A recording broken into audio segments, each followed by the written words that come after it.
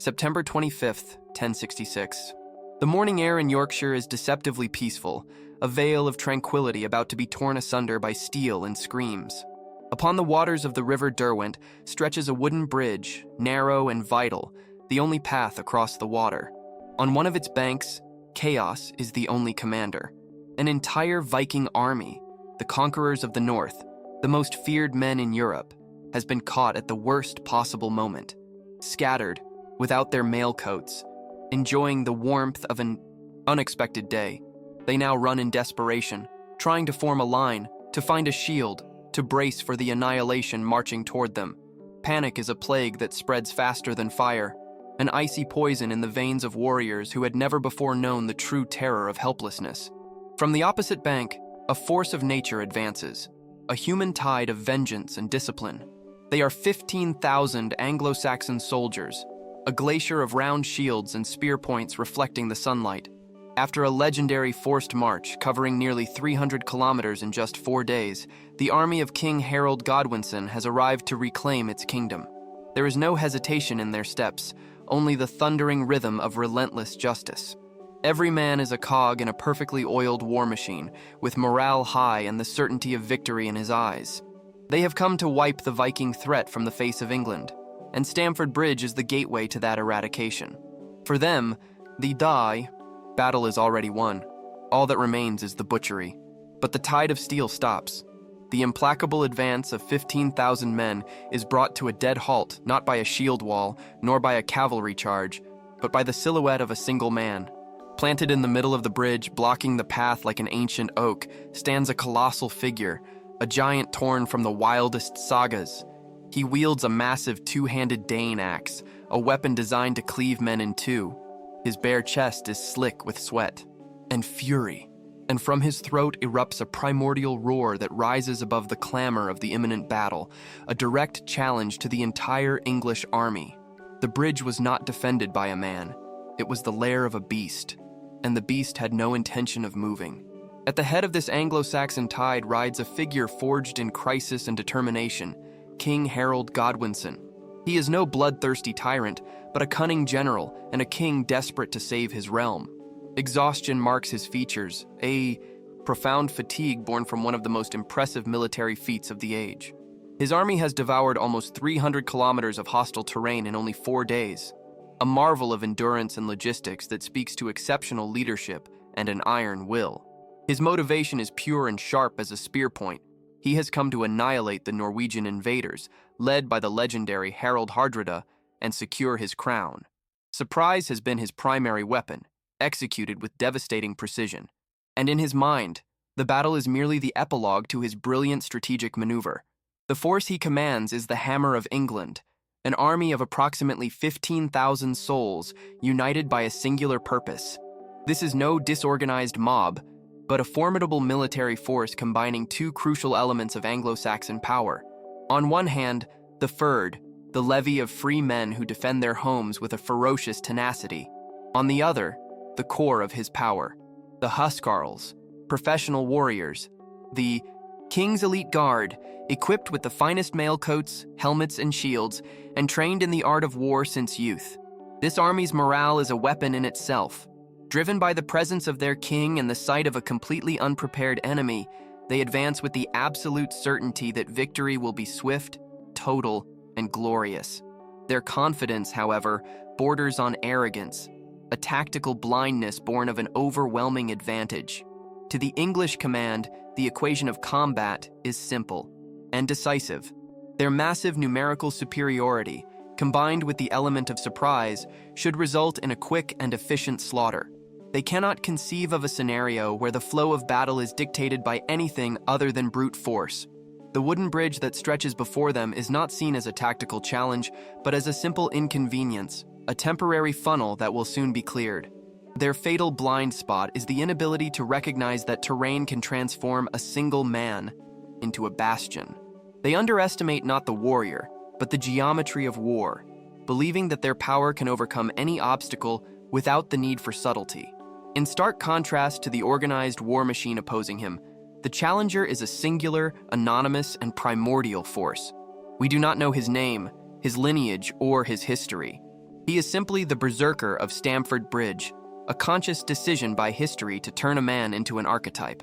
In this moment, he is the embodiment of the legendary Berserker gang, the sacred battle fury that, according to the sagas, turned men into beasts immune to pain and fear. But his fury is not blind. It is an instrument sharpened by desperation. Upon his colossal shoulders rests not only the weight of his axe, but the fate of his king and his entire army. He is the personification of the last stand, a man who has decided to become a wall of flesh and bone because he has nothing else left to offer. His army is himself, its composition a single heart beating to the rhythm of a war drum. His only weapon is a Dane axe, a brutal and magnificent tool that in his hands becomes a pendulum of death. This long, hafted weapon, crowned by a broad and fearsome blade, requires immense strength and skill to wield effectively, but it offers devastating reach and cutting power, capable of splitting shields and even cleaving through mail. In the confined space of the bridge, this weapon is not only lethal, but it is a perfect instrument for controlling the terrain. Each sweep of his axe creates an impassable kill zone, an arc of destruction that denies the Anglo-Saxons their most precious advantage, the ability to attack en masse and overwhelm their opponent. The motivation of this lone warrior transcends personal glory or bloodlust. It is an act of pure tactical sacrifice. His cause is time. Every second he remains standing, every enemy who falls before him, is a precious second bought with his own life. Behind him, out of the enemy's sight, his king, the formidable Harald Hardrada, fights frantically to organize his men.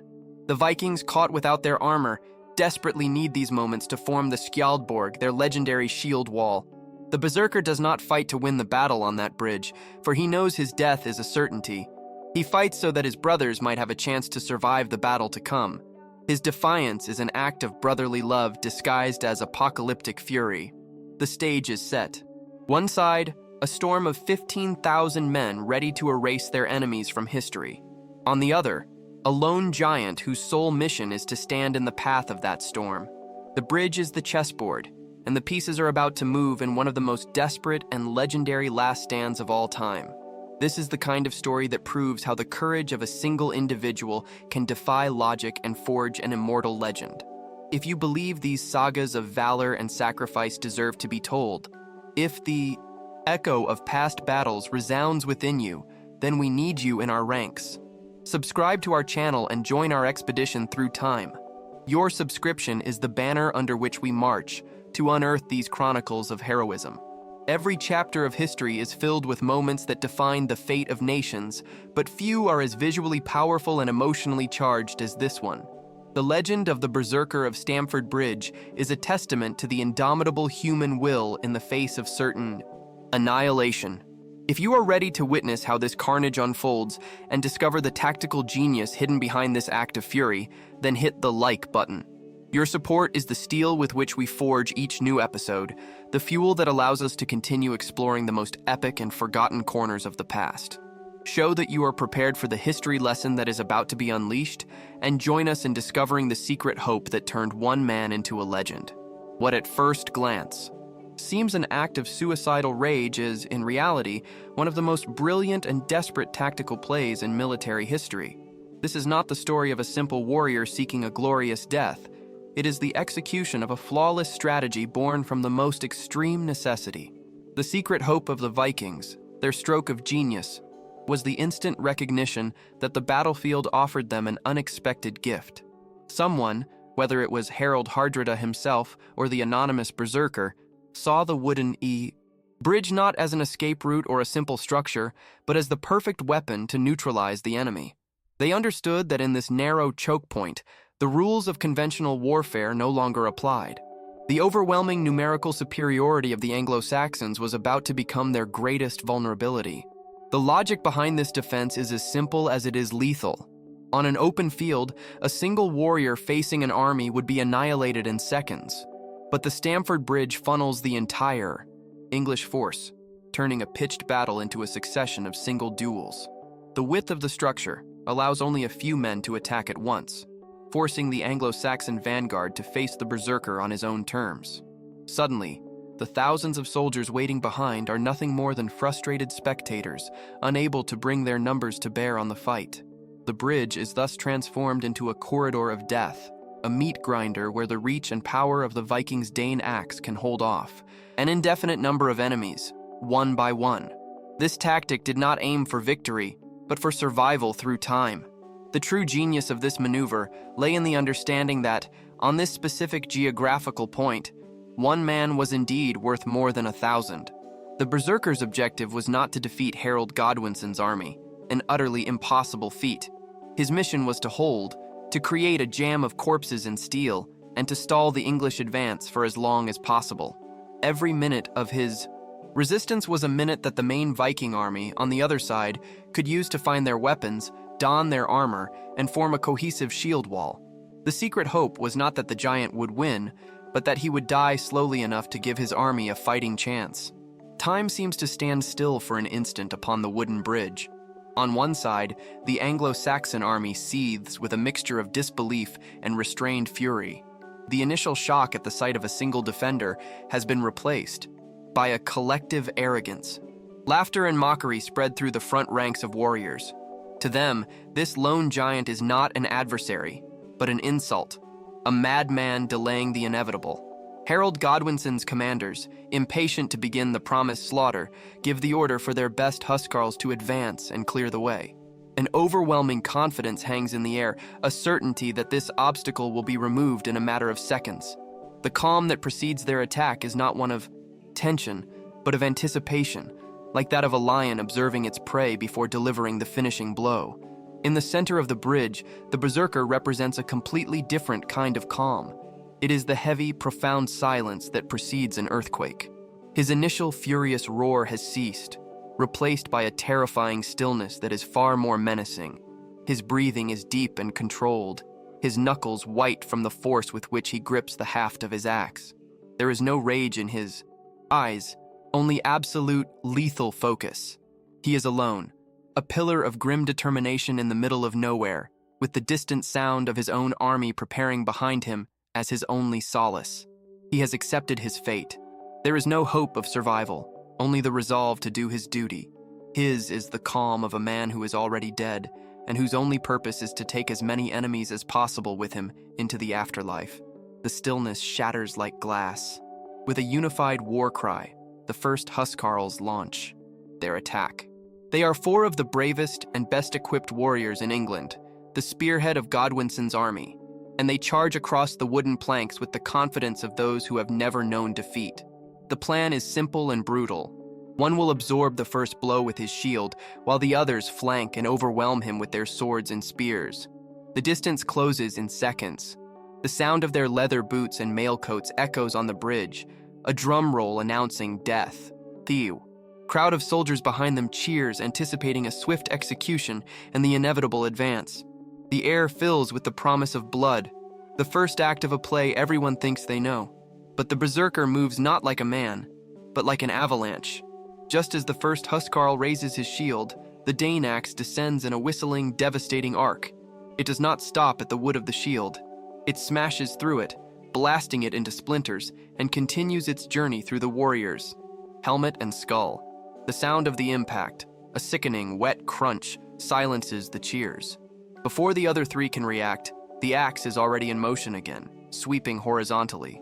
The weapon's long haft gives it a reach the English had not anticipated. The sharpened blade bites into the neck of a second attacker and smashes into the chest of the third, hurling him backward. The fourth, stumbling over the bodies of his comrades, is met with an upward thrust from the axe's lower horn, which shatters his jaw. In less than 10 seconds, the first assault is over. 4 of England's finest warriors lie dead or dying at the giant's feet. Blood begins to stain the timbers of the bridge, making it slick and treacherous. From the Anglo-Saxon bank, a stunned silence replaces the uproar. Disbelief seizes thousands of faces. This was not what was expected. This was no suicidal madman. This was a butcher, a demon of war who had turned the bridge into his personal sacrificial altar. The first attempt to topple the lone obstacle has not only failed, but it has become a terrifying demonstration of the power that awaits them. The gateway to the battle was not simply closed. It was sealed with the bodies of their champions. Fury clouds the judgment of the Anglo-Saxon command. Instead of pausing, of seeking an alternative crossing point, or of attempting to use their archers to eliminate the threat from a distance, they make the critical error of the powerful, arrogance. Unable to process that a single barbarian could defy their might, they decide to drown him in a tide of bodies. The order is clear and brutal. Keep sending men onto the bridge until the giant falls from sheer exhaustion or a lucky wound. It is not a tactic. It is an act of hubris, a blind faith that quantity will always overcome quality. Thus, the tragedy becomes a bloody farce, with the English army willingly feeding the meat grinder the Berserker himself has created, sending wave after wave of its brave soldiers to a certain death. What follows is a symphony of carnage. The bridge becomes the stage for a legend written in blood and steel. The Berserker is a whirlwind of destruction. His axe rises and falls, carves deadly arcs, crushes helmets, splits shields, and reaps lives with inhuman efficiency. He is no longer just a man, but the personification of Odin's wrath, a giant from the sagas brought to life. The bodies of the fallen Anglo-Saxons begin to pile up, forming a macabre barricade that further hinders the advance of their comrades. The wooden planks, now soaked in blood, become perilously slippery. Legend claims that 40 men fell to his axe, an astonishing number that attests to an almost superhuman resistance. Every English warrior who steps onto the bridge does so with the certainty that he is marching to his grave. The psychological impact on the rest of the English army is devastating.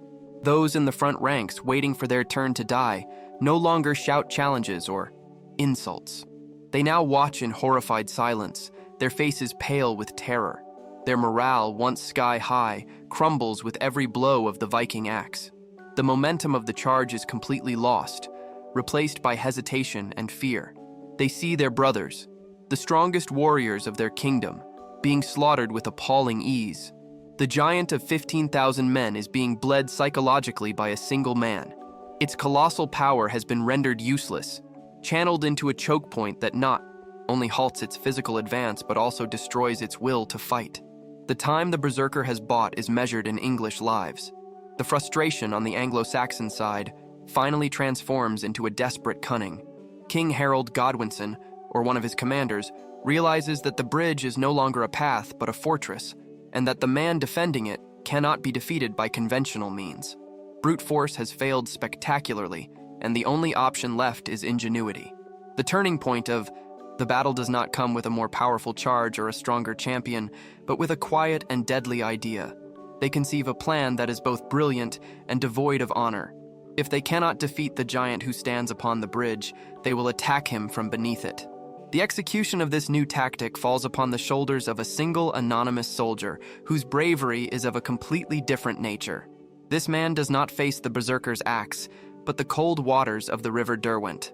Aboard a small boat or, according to some versions, inside a barrel, he stealthily rows under the wooden structure, hidden from the view of the Viking colossus. While the din of battle rages above, a tense silence reigns below, broken only by the dripping of blood seeping between the bridge's planks. This soldier does not seek the glory of single combat, but victory through stealth and surprise, becoming the secret weapon destined to strike the invincible defender's only blind spot. The coy Anglo-Saxon soldier hidden beneath the bridge locates his target.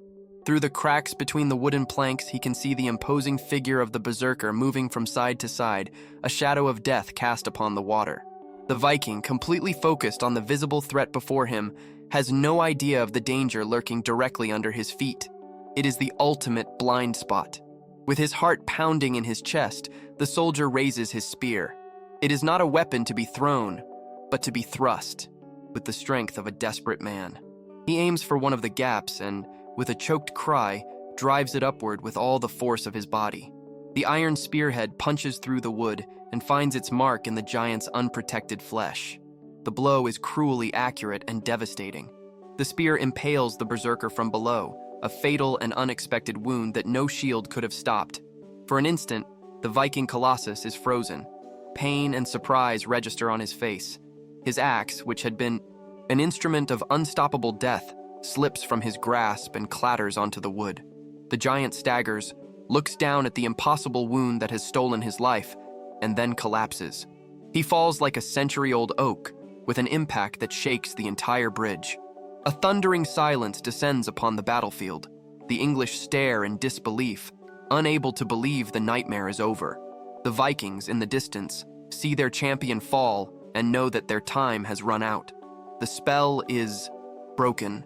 After a second of collective silence, a deafening roar erupts from the throats of 15,000 Anglo-Saxon soldiers. It is a cry of triumph, of relief, and of pent-up vengeance. The paralysis that had gripped them vanishes, replaced by a renewed fury. The bottleneck has been eliminated. The vanguard of the English army, freed from its impotence, floods across the bridge, swarming past the fallen body of the giant who held them back for what seemed an eternity. There are no more tactics or duels, only a human avalanche of steel and determination. The wooden planks, once the stage of a legend, are now merely a means to an end. The total annihilation of the Viking army that awaits on the other side, finally exposed and vulnerable. But the Berserker did not die in vain. The time he bought with his own blood was the most valuable gift he could have given his brothers. On the other side of the river, the Viking army is no longer a disorganized, panicking mob. They have used every precious second to form the legendary Skjaldborg. The round shields interlock, creating a nearly impenetrable defensive wall, a living fortress of wood and will. From the front ranks of this bristling wall of spears, the Vikings watch the English tide advance, not with the terror of surprise, but with the grim resolve of warriors prepared for battle. The sacrifice of their anonymous champion has granted them the chance to face their enemies on their own terms, to die fighting as warriors, not to be slaughtered like cattle. The collision is apocalyptic. The Anglo-Saxon charge crashes against the Viking shield wall with the force of a tidal wave. The sound of splintering wood, of steel clashing against steel, and of men's screams fills the air. The Battle of Stamford Bridge finally begins in its entirety, a brutal and desperate close-quarters struggle. Yet, despite their discipline and courage, the Vikings find themselves at a fatal disadvantage. The time bought by the Berserker allowed them to form a line, but it could not provide them with the mail coats they had left behind on their ships. In the brutal scrum of melee combat, a lack of armor is a death sentence, and the heroic shield wall begins to buckle under the relentless pressure of a better-equipped and far more numerous enemy. The sun begins to set over Stamford Bridge, its golden light bathing a nightmarish landscape.